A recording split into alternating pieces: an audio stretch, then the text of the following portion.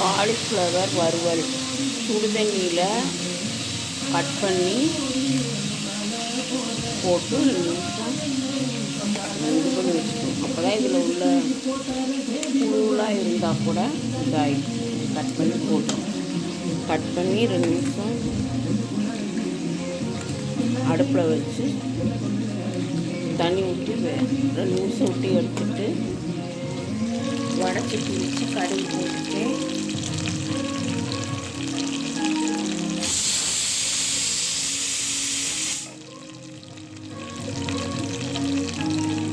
கடுகு போட்டு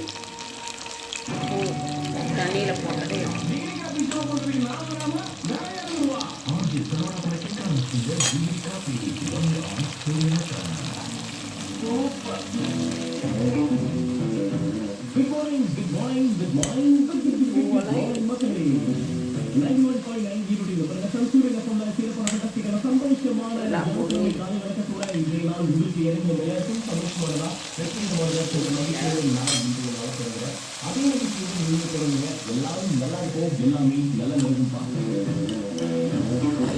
முக்கியமான விஷயம் இருக்கு. அது 2 விஷயம் சொல்லப்போறேன். ஒன்னு சஜஷன், இன்னொன்னு டிசிஷன். நம்ம ஏதாவது ஒரு விஷயத்தை செய்யலாம், புதுசா முயற்சி பண்ணலாம் அப்படின்னு யோசிக்கிறப்ப எல்லா பூவையும் அரிச்சு போட்டு அவ்வளவு விஷயம் தான். ஆனா சஜஷன் உப்பு போட்டு 2 நிமிஷம் மூடி வச்சுட்டு லேசாக தண்ணி தெளிச்சு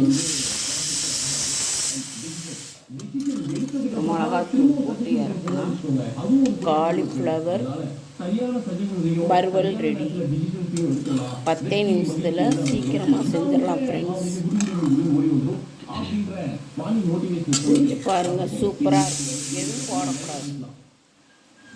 வரமிளகாத்தூள் கொஞ்சமாக, சாம்பார் தூள் போடலாம். 1 ஸ்பூன், இது 1 ஸ்பூன், அது 1 ஸ்பூன் போடலாம். காய்க்கு தகுந்த காரம்.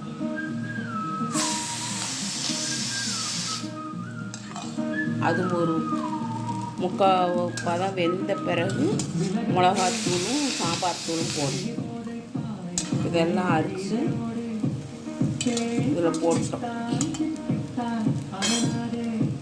இப்போ அரிச்சு போட்டாச்சு. போட்டு இது நல்லா கிளறி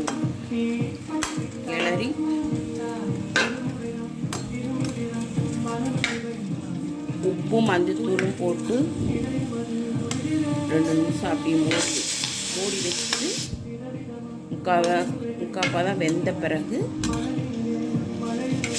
சாம்பார் தூளும் மிளகாத்தூளும் போட்டு வெந்த பிறகு இறக்குனா சூப்பரான காலிஃப்ளவர் கிரேவி ரெடி.